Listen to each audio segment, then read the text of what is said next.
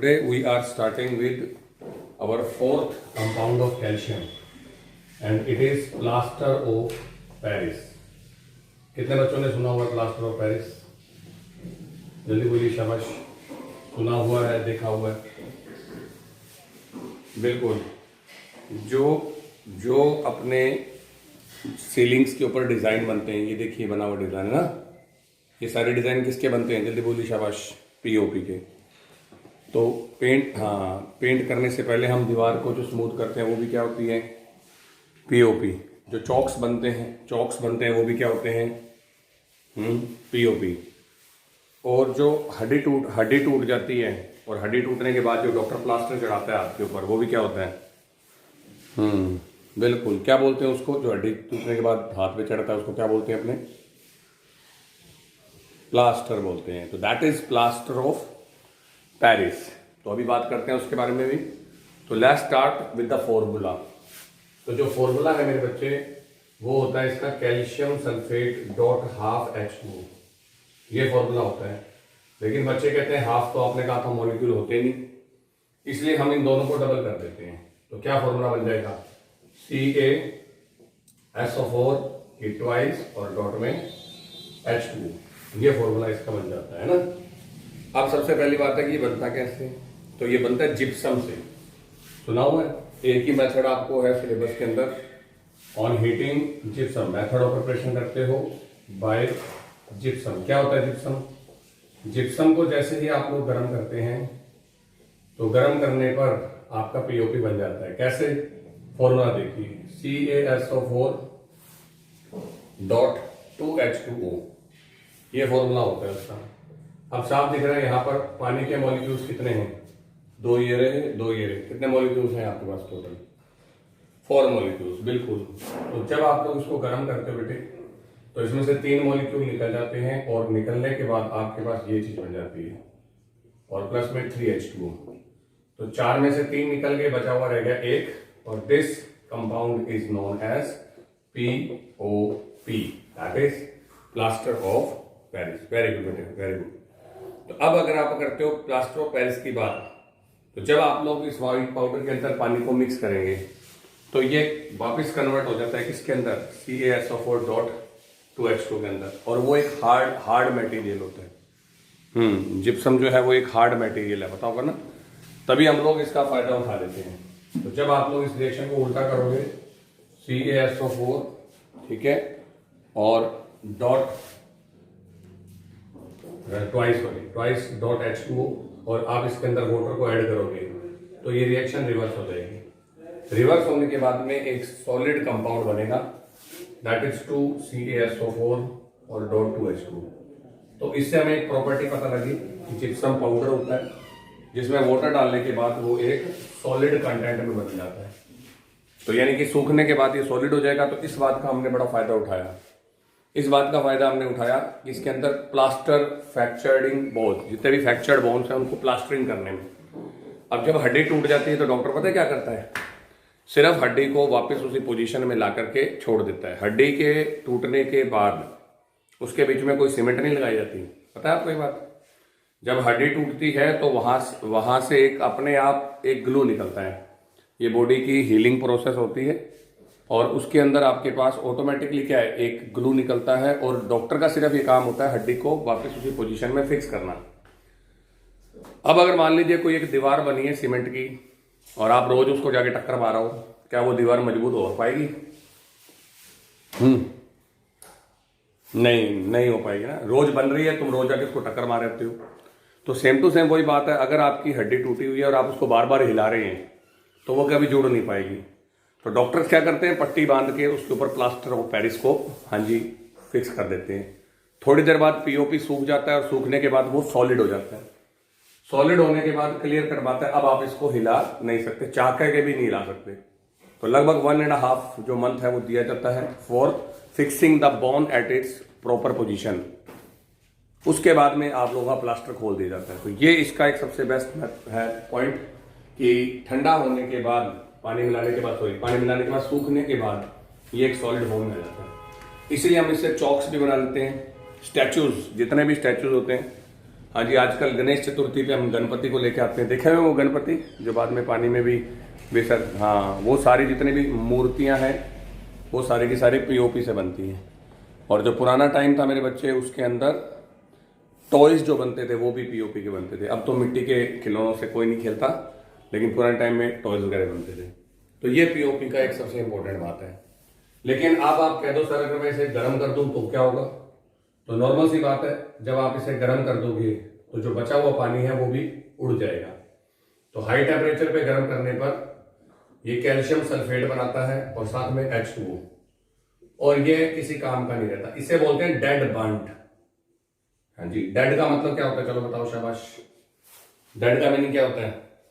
मरा हुआ, बिल्कुल। और बर्न्ट मतलब जला हुआ, यानी कि पीओपी जल जाता है और ये डेड हो जाता है। अब इसकी कोई प्रॉपर्टी कोई काम की नहीं रहती, और ये जो चिपकने वाली प्रॉपर्टी है या पानी मिलाने वाली प्रॉपर्टी है वो भी इसकी खत्म हो जाती है। ठीक है।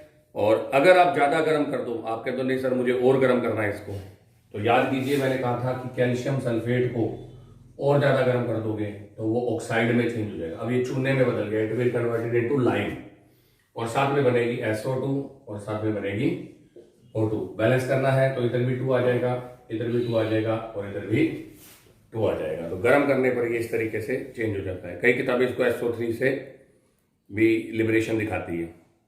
अब यूजेस आप बता सकते हो क्या क्या यूजेस है? शाबाश बताइए। लास्ट आ गया uses. In plastering fractured bones, in making toys, in making statues, in making blackboard chalks, in making dentures. ये डेंचर्स क्या होते हैं? ये वर्ड सुना कभी आप लोगों ने? डेंचर्स कनेक्टेड है डेंटिस्ट, हाँ बिल्कुल, स्ट्रक्चर ऑफ टीथ। तो डेंटिस्ट क्या करते हैं, जो ज्यादा बूढ़े लोग होते हैं जिनके ज्यादा दांत जा चुके होते हैं, तो उनकी जगह एक नया दांत वाला बिल्कुल वैसा का वैसा बना देते हैं। उससे पहले वो आपके दांत का डिजाइन लेने के लिए पीओपी का एक, हाँ जी, जो होता है क्या नाम है, सांचा, वो आपके मुंह में लगा के उसका डिजाइन लेते हैं। तो डेंचर्स बनाने में भी इसका यूज करते हैं। और last, in decorative plaster work of building. Building के अंदर जो छत पे हम डेकोरेशन करते हैं वो भी मेरे बच्चों को पता होना चाहिए। और आज का लास्ट और इस टॉपिक का लास्ट जो है वो है सीमेंट। सुना होगा सीमेंट, तो क्या होती है जी? सीमेंट क्या होती है? बोलिए बोलिए, शाबाश। बिल्कुल, बिल्डिंग मटेरियल है हमारा। लेकिन इसको इंग्लैंड के, हाँ जी, एक बंदे ने ढूंढा था, दैट वाज जोसेफ एस्पाडिन। ये जोसेफ एस्पाडिन जो था, उसने इसकी खोज करी थी। उसने क्या किया, उसने लाइम स्टोन को और क्ले को मिक्स करके हीट कर दिया। देखो सुनना इस बात को, ये मैंने पहले भी आपको बताया हुआ है। लाइम स्टोन को और क्ले को मिला करके गर्म कर दिया, और गर्म करने के बाद में उसे एक चीज मिली, जो कि जो सब्सटेंस उसको मिला वो पानी के साथ जुड़ने के बाद इतना ज्यादा हार्ड हो जाता था जितना इंग्लैंड के पोर्टलैंड शहर की चट्टानें हैं। ठीक है जी।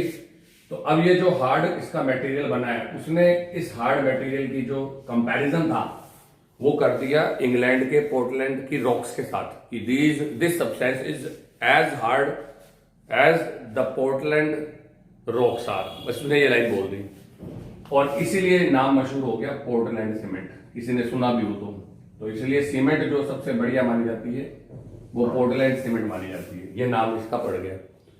अब उसने बताया कि सर मैंने बनाया कैसे। अब ये जो इतनी मजबूत चीज है वो अब आपको पता होगा, ब्रिजेस बनते हैं, डैम्स बनते हैं, है ना, और उसके अलावा रूफ्स बनती हैं, सारी बात आपको पता होगा। एक वर्ड सुना होगा RCC। अगर थोड़ा मोटा बच्चे ध्यान देते हैं, क्योंकि बच्चे बड़े घुस घुस के देखते हैं हर चीज को। जब आपके घर में लेंटर डलना होता है, लेंटर क्या होता है? छत डालना, बिल्कुल बिल्कुल। तो सबसे मजबूत जो है वो घर की छत होनी चाहिए ना। तो हम RCC करते हैं। तो RCC जो ये वर्ड है ना, ये RCC जो वर्ड लिया गया है, इसका पूरा नाम बताता हूं जी आपको, reinforced concrete cement. Reinforced concrete cement. तो हम क्या करते हैं, छत के ऊपर एक्स्ट्रा मजबूती के लिए लोहा भी डालते हैं, लोहे की जो रोड्स होती हैं, सुना होगा आप लोगों ने। साथ में RCC लेंटर डाला जाता है, और वहां सीमेंट की अमाउंट ज्यादा डाली जाती है ताकि छत जो है वो बहुत मजबूत रहे। सेकेंडली अब आपके पास में क्या है कि सर अगर आप बात करते हो कंस्टिट्यूएंट की, ये आपको पता होना चाहिए। परसेंटेज चाहे मत लिखना, लाइन तो होगा ही होगा, CAO, ये तो हर बच्चे को पता है। और इसका परसेंटेज होता है 50 to 60, 50 to 60 होता है लाइम। सेकंड नंबर पे मैंने क्या लिखा, क्ले। क्ले का मीनिंग क्या हो गया, क्ले इज सिलिका। सिलिका होती है आपकी 20 to 25%, दैट इज SiO2। ये लो जी 20 to 25%। फिर उसके बाद मजबूती के लिए आयरन ऑक्साइड, आयरन ऑक्साइड होता है आई थिंक 1 to 2%, बिल्कुल यही होता है 1 to 2%। उसके बाद में आपका एल्यूमिनियम ऑक्साइड Al2O3, ये होता है बच्चे आपका 5 to 10%, ठीक है, इसको पहले लिखना, ये बाई चांस आयरन पर लिखा गया। फिर MgO होता है बेटे 2 to MgO, that is 2 to 5%। और लास्ट मेरे बच्चे आपके पास होता है SO3, दैट इज 1 to 2%। तो ये सारा कंपोजिशन होता है सीमेंट का, ये आपको आना चाहिए। Mainly CaO, SiO2 and oxide of magnesium, aluminium and iron, जो इसको मजबूती देते हैं।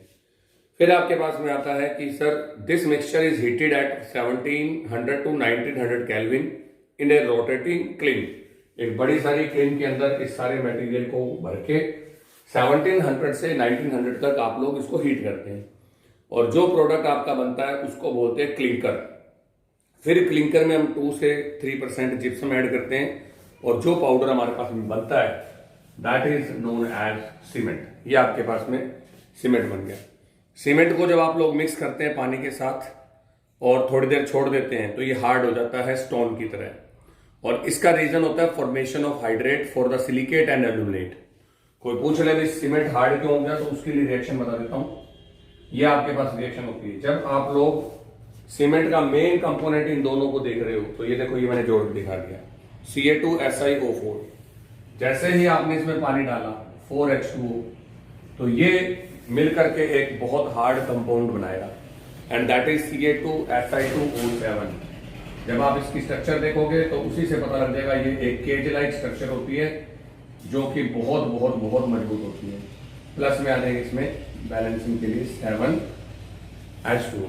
तो this is the structure of क्या नाम है, सॉलिडिफिकेशन ऑफ सीमेंट। तो ये आपके पास है, यहाँ पे आप लिख दीजिए 3H2O, और साथ में आपके पास यहाँ बन जाता है कैल्शियम हाइड्रोक्साइड। तो ये आपके पास मेन थिंग है जो ध्यान रखनी है कि पानी मिलाने के बाद ये हार्ड हो जाती है। और दिस इज द रीजन, या this is the solid substance form after mixing the water in cement. अब यूजेस मेरे बच्चे बता ही देंगे क्या क्या काम होता है सीमेंट का। बोली शाबाश। अब तो सारा कुछ ही सीमेंट का होना शुरू हो गया। अब यूजेस में आप लोग कहोगे ब्रिक्स जो है वो, ब्रिक्स वैसे तो मिट्टी की बनती है, मोदी ने मना कर दिया, मोदी जी हमारे प्रधानमंत्री ने मना कर दिया कि ब्रिक्स भी जो है वो सीमेंट की बननी चाहिए। तो ब्रिक्स जो है वो आपकी ब्रिक्स बनाने में stones of construction of building, concrete mixture of cement, sand, small particles are used for making floors, RCC are used in making roofs and building bridges, dams and water tanks. तो बस ये तो सारे बच्चों को पता ही है कि these are the common uses. Last topic जो है मेरे बच्चे वो आता है बायोलॉजिकल इंपॉर्टेंस।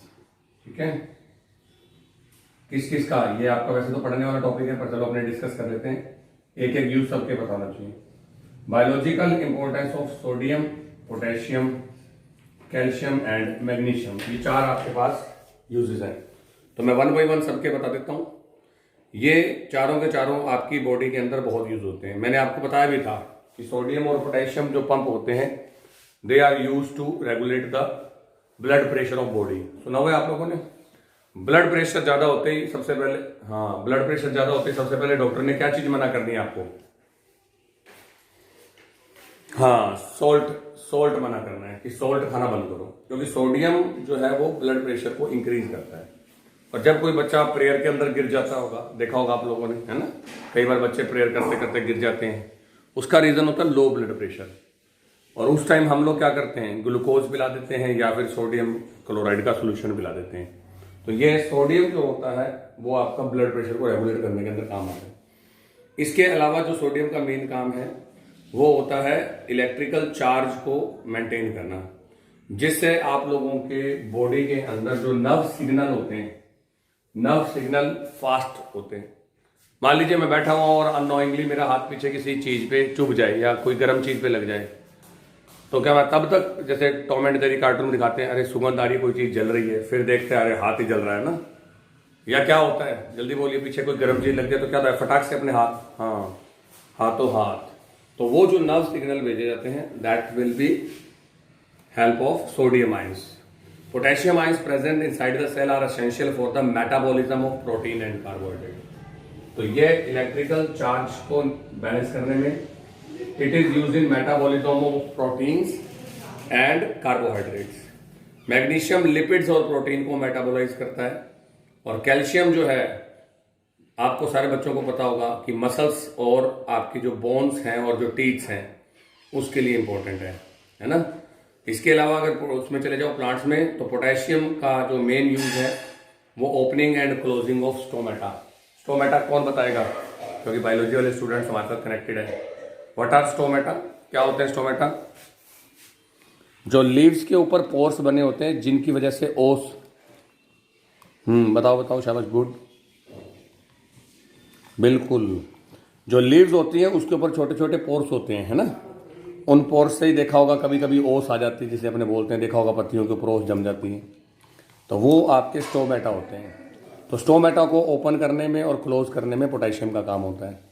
इसके अलावा ब्लड क्लोटिंग, ये वर्ड सुना है मेरे बच्चों ने कभी? क्लोटिंग ऑफ ब्लड, क्या होता है क्लोटिंग ऑफ ब्लड, थोड़ा बताओ, मुझे भी बताओ.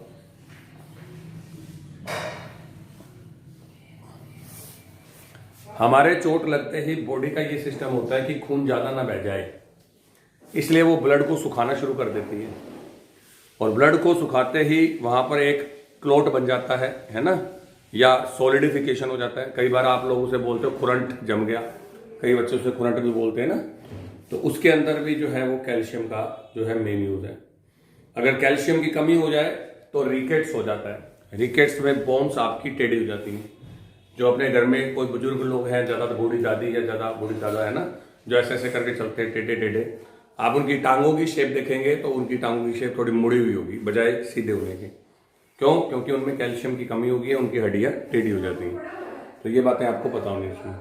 इसके अलावा बच्चों के अंदर एक होता है कैल्शियम की कमी से रोग, that is known as tetany. तो ये सारी बातें आपको बताना चाहिए. मैग्नीशियम की कमी से जो प्लांट्स हैं उनकी लीव्स येलो पड़ जाती हैं, और कैल्शियम जो होते हैं ion are important required to trigger contraction of muscles. तो बहुत सारे यूज हैं, ये आप लोगों को पता होने चाहिए. तो this is all from S block elements.